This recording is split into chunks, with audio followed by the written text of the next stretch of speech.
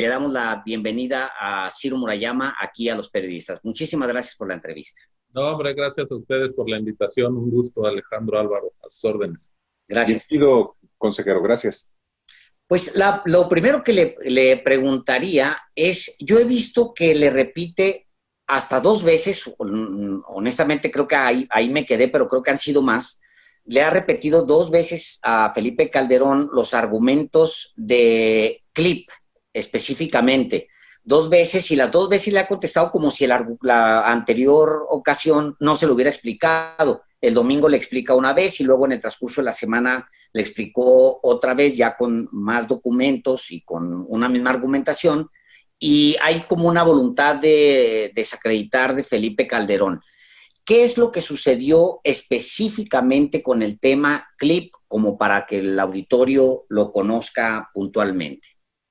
Gracias. A ver, permítanme explicar un poco los hechos y luego, si quieren, vamos a los dichos. ¿Cuáles fueron los hechos? Desde que en agosto de 2019 esta organización Libertad y Responsabilidad Democrática empezó su trabajo para constituirse como partido político nacional y empezaron a organizar las asambleas. Ellos se fueron por la vía distrital, tenían que organizar al menos 200 asambleas con 300 asistentes en todo el país. Empezaron también, obviamente, a gastar dinero y a ingresar dinero, y a ellos les aplica prácticamente la misma normatividad que a los partidos políticos, salvo que no reciben dinero público. Es decir, todo el dinero que ellos usan es privado. ¿Y qué dice la norma en México sobre el financiamiento privado a la política? ¿Qué se vale?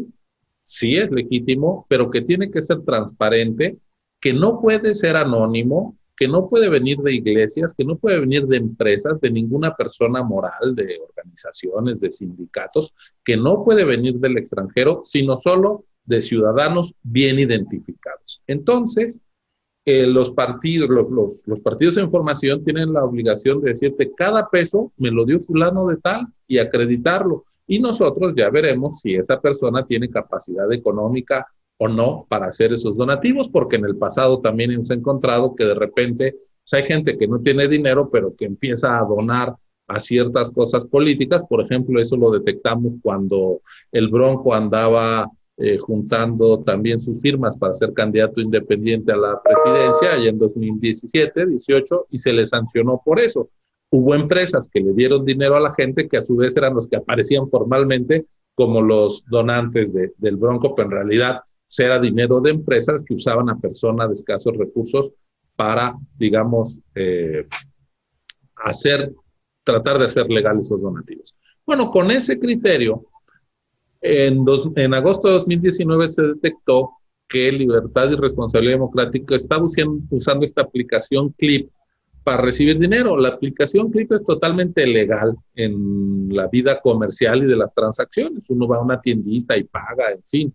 Eso no tiene nada de malo. El asunto es que se juntan los cobros durante un día y te ingresan a tu tarjeta los cobros por Clip, y lo que más te pueden llegar a decir es los últimos 4 dígitos de la tarjeta que te pagó, pero tú no sabes si el que te pagó fue Ciro Murayama, Álvaro Delgado, o sea, Alejandro, no sabes.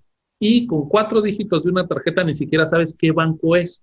Entonces, ¿cómo voy a la Comisión Nacional Bancaria y de Valores y le digo, a ver, banco, dime quién está detrás? Ni siquiera es posible. Entonces, desde el principio se les empezó a decir, oigan, esto no sirve para acreditar quién es la persona, y eso se les empezó a informar desde agosto de 2019. ¿Qué pasó? No lo lograron acreditar, y ya en agosto del 20, el Consejo General, antes de dar los registros, sesionó en el INE para dictaminar las finanzas de estas organizaciones, y a Libertad y Responsabilidad Democrática se les sancionó por haber recibido más de 1 millón de pesos por esa vía que siempre se les insistió no nos permitía identificar plenamente a los donantes. Lo que alega Calderón es, por una parte, que sí es posible que en uso de los instrumentos legales con los que cuenta el INE, puede solicitarle a la Comisión Nacional Bancaria y de Valores la información de esas aportaciones con la aplicación Clip, porque además además anexan la copia de la credencial de elector de los aportantes, y que también es otro argumento de Calderón de manera específica y de quienes forman parte de ese proyecto de partido. Se cambiaron las reglas de un momento a otro. Es verdad que no alude Calderón a la multa por 2.7 millones de pesos que el Consejo General del INE le impuso justamente por esas aportaciones irregulares, pero en eso se ha atrincherado Calderón precisamente para decir que el INE cayó en contra, porque además, como dice su esposa Margarita Zavala, López Obrador presionó a los consejeros, pues incluyéndolo usted, consejero Murayama. Bueno, la verdad es que esa observación de que nosotros podemos al final dar con el aportante, ya decía yo por qué a partir de clip no encuentras un nombre de un ciudadano y la tarjeta puede pertenecer a una empresa, a un corporativo, en fin. Pero quien tiene que aportar desde el principio la prueba son ellos, porque la exigencia es: tú recibes dinero de ciudadanos perfectamente identificados, y lo que nos dan son estados de cuenta que no permiten cruzar la aportación con la persona en concreta, y si aparte me dan copias de credencial de elector, pues eso no hace, ese cruce no es posible. Ellos tenían la carga de la prueba, porque ellos tienen que mostrar la licitud de sus recursos. Si yo estuviera investigando una falta de otra naturaleza y voy a acusar, pues sí, yo como acusador tengo la carga de la prueba, pero en este caso ellos tenían que demostrar que todo el dinero era lícito, y lo hicieron muchos otros partidos, lo han hecho en el pasado, u organizaciones, con que ese dinero que recibieron lo hubieran hecho a través de transferencias bancarias de una cuenta a otra, asunto arreglado y no habrían tenido ningún problema. Pero desde agosto, cuando lo hicieron en agosto, se les avisó en la primera revisión de 2019, lo siguieron haciendo en septiembre, lo siguieron haciendo en octubre, y nos dice: es que ustedes todavía en junio de este año nos lo estaban validando. No, en junio de este año le seguíamos diciendo no vale. Por eso yo le decía al expresidente: lo que usted está subiendo a Twitter más bien es una evidencia de que el INE tiene razón, porque justamente ese intercambio es porque la observación la seguíamos haciendo porque no nos dejaba satisfechos. Y la otra cosa con la que yo creo que no ha habido una conversación de todo válida, porque yo estoy de acuerdo, se los digo así, en que ellos se inconformen con la decisión del INE, faltaba más, claro, que lo cuestionen públicamente, están en todo su derecho, y lo que no me parece aceptable en una conversación democrática, franca, es que a uno le cambien los dichos. Yo no dije que desde agosto de 2019 el INE haya tomado el acuerdo de que esto era ilegal. El acuerdo con la sanción fue en agosto de 2020, pero desde agosto de 2019 se les reportó que eso no estaba satisfaciendo los requisitos de fiscalización. Y luego cuando me dijo el expresidente: bueno, entonces ya quedamos que nunca hubo un acuerdo del INE. No. El acuerdo lo tomamos el 21 de agosto y se lo mando, porque ahí está. Entonces, y tan lo conocían que lo impugnaron. El día que llegamos, hace 8 días, a discutir el registro de los partidos, esa multa ya estaba impugnada por ellos ante el Tribunal Electoral. Están en su derecho. Lo que no puede ser es que digan que se desconoce que ese ya era un criterio adoptado desde antes de que llegáramos a esa sesión de consejo. Entonces, pues no estamos cambiando ningún criterio de último momento. Por eso dice usted en esta respuesta a Calderón: de nuevo falsea. Si usted así debate, yo no. Punto final. Pues sí, la verdad es que a mí me parece que cada quien puede tener sus propios argumentos. Lo que no podemos es inventar cada quien sus hechos.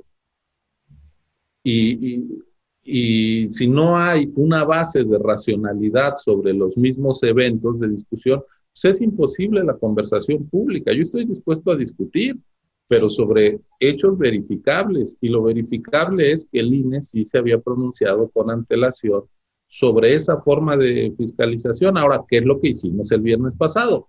Dijimos, esas faltas que ya votamos, los consejeros y las consejeras, impactan o no al registro. ¿Y por qué lo hicimos hasta el viernes? Pues porque era el día que se discutía el registro. La otra vez no se estaba discutiendo el registro, se estaba discutiendo si habían tenido ingresos y gastos adecuados y transparentes.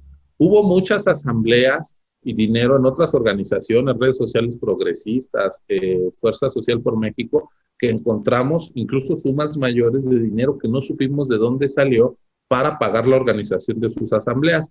¿Cuál fue la conclusión en el Consejo General? Oye, esas asambleas quedan inválidas por haber sido hechas con dinero opaco. Entonces fue una regla pareja hacia todos. Y claro, yo lo que dije es, la Constitución nos dice que 5% es mucho en materia de financiamiento.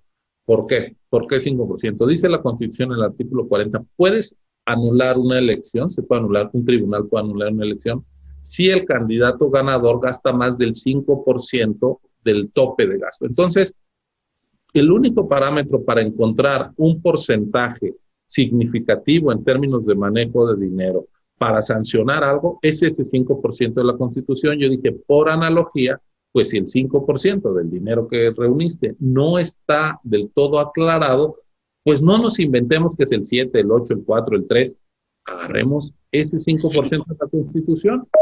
Ya el tribunal se pronunciará en su momento. Entonces, pues eso yo lo dije para todas las fuerzas políticas, cuando se tenía que hacer la valoración del registro.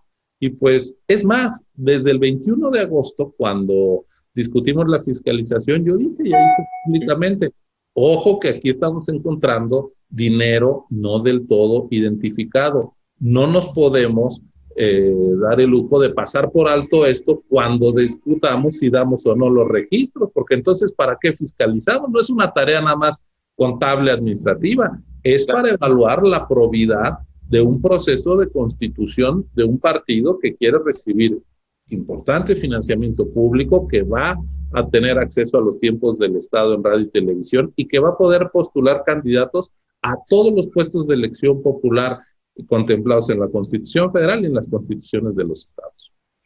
Bien, al final, libertad y responsabilidad democrática termina con un 8.18 por encima del 5% que habían puesto como ustedes como referencia tomando este artículo constitucional. Pero hay más señalamientos de Calderón y me gustaría ir a un corte y dejarle esta pregunta, consejero. Él acusa a los consejeros, sobre todo a los que quizá, no sé, él esperaba que no votaran en contra de él, de haber recibido presiones de la presidencia de la República, y me gustaría mucho que usted me dijera que me explicara qué es lo que usted piensa de esa acusación. Vamos a ir a un corte, estamos en Los Periodistas. Pero lo respondo con más tiempo, claro que sí. Perfecto, perfecto. Vamos a un corte, volvemos. Ya estamos de regreso aquí en Los Periodistas y estamos con el consejero Ciro Murayama. Y antes de irnos, le pregunté si habían recibido presión de Presidencia de la República, específicamente el presidente Andrés Manuel López Obrador, para no autorizar que esta organización, Libertad y Responsabilidad Democrática, se convirtiera en el partido político que quería Felipe Calderón, México Libre. ¿Es así? ¿Tuvieron presiones, consejero? No, yo no tuve ninguna presión. A mí el gobierno no me buscó en ningún momento. No me ha buscado para otros casos, tampoco en este. Yo lo digo enfáticamente, el gobierno a mí no me presionó, ni ningún otro actor político.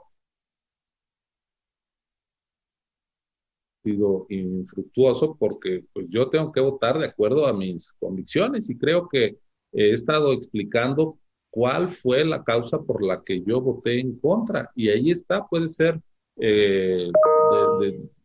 cuestionable, discutible, pero yo creo que el decir que esto fue una decisión fruto de una campaña del gobierno es equivocado. Yo, en lo que a mí me consta, no hubo ninguna presión de esa naturaleza y lo mismo ocurrió con los demás partidos que a los cuales, o intentos de partido a los cuales les negamos el registro. Yo me entrevisté con todos los dirigentes de esos partidos que quisieron hacerlo públicamente. Aquí en el INE los recibí, es parte de mi trabajo, escuchar sus argumentos, pero también yo tengo que dar los míos públicamente, así lo he hecho en el Consejo General, y creo que es bastante claro a lo largo de los meses o casi 2 años de este gobierno que yo he sido pues muy enfático en la defensa de la autonomía del INE y así seguiré actuando. Entonces, pues a mí no me presionaron, eso es simplemente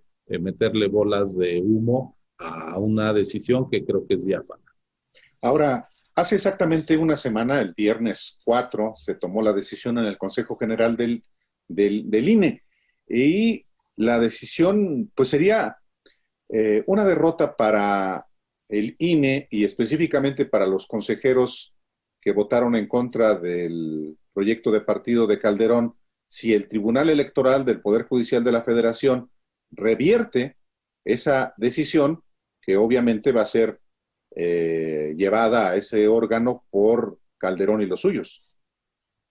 Sí, todo el mundo va a ir al tribunal, vamos, los que están inconformes, vamos a ver qué valora. Incluso, pues, el único partido que obtuvo su registro lo hizo con mi voto en contra y de otros 4 colegas. 5 de los 11 consejeros votamos en contra de Encuentro Solidario porque la participación de ministros de culto de distintas iglesias y organizaciones religiosas evangélicas, pues nos pareció y nos sigue pareciendo que transgrede el principio del Estado laico. No sé si alguna otra persona vaya a quejarse por esa resolución, pero bueno, pues el tribunal cuando falla es inatacable, entonces pues estaremos atentos. Ahora, nosotros no tenemos ni victorias ni derrotas, aquí no es que sea un triunfo del INE no darle el registro a un partido, simplemente el INE valoró que no había los elementos de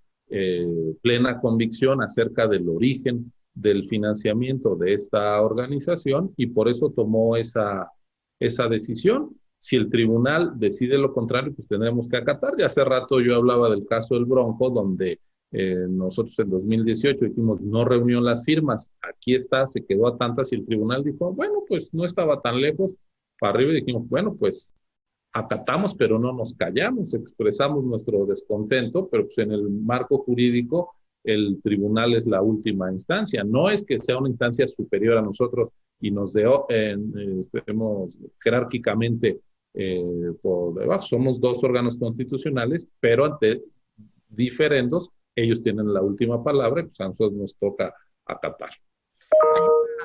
Hay también un cuestionamiento en el caso de esta organización que quería convertirse en México Libre, que tiene que ver con ministros de culto. ¿Nos podría explicar? También está en los señalamientos que se le hizo a la organización. ¿Nos la podría explicar, consejero?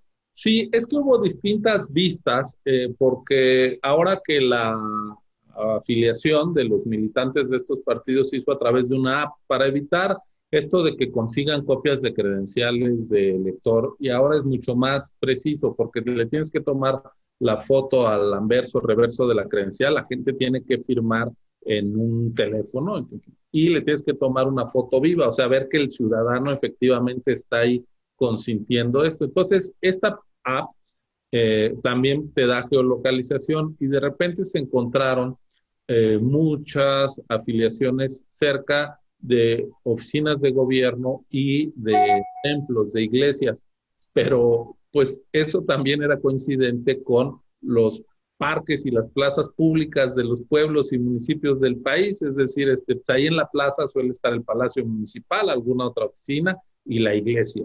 Entonces, se presentaron quejas así, pero la verdad es que no se le negó porque haya habido participación de ministros de culto, en el caso de México Libre. Se hizo esa indagatoria y se vio pues que prácticamente todos los partidos hicieron afiliaciones cerca de iglesias, pues sí, van los domingos a buscar a la gente donde se congrega y donde se reúne, ¿no? Pero eso no tiene nada, digamos, de irregular, aunque de todas formas pues lo investigamos y lo verificamos. De hecho, queda constancia en el dictamen de la Comisión de Prerrogativas y Partidos Políticos, ese tipo de anomalías, en una presidencia municipal y en un auditorio municipal en Veracruz, se presume inclusive uso de recursos públicos. Eso consta en el expediente. Sí, que estaban ahí cerca, pero y fuimos a entrevistar a los curas y a los de las iglesias, a los de las presidencias municipales, y pues lo que te dicen es, sí, aquí alrededor ocurrió, pero no se le negó en concreto a este partido por el hecho de que hubiera habido recursos públicos o participación de entes religiosos. Hay un caso específico de una asamblea en el Distrito 6 de León, Guanajuato, en el que se acredita que prácticamente el 50% de los asistentes recibió una despensa. Despensas miserables, por cierto. ¿Qué pasó con esa asamblea en el Distrito 6? Se tiró. O sea, no siguió adelante, porque ese fue otro criterio que también seguimos. Ahí donde encontramos que había dádivas, vas para atrás, ¿no? O sea, no se puede lucrar con la pobreza de la gente. Justamente la ventaja de este nuevo proceso, de este proceso de creación de partidos, es que a diferencia de lo que ocurría hace años con el IFE, antes se permitía que fueran los notarios locales los que dieran fe de las asambleas.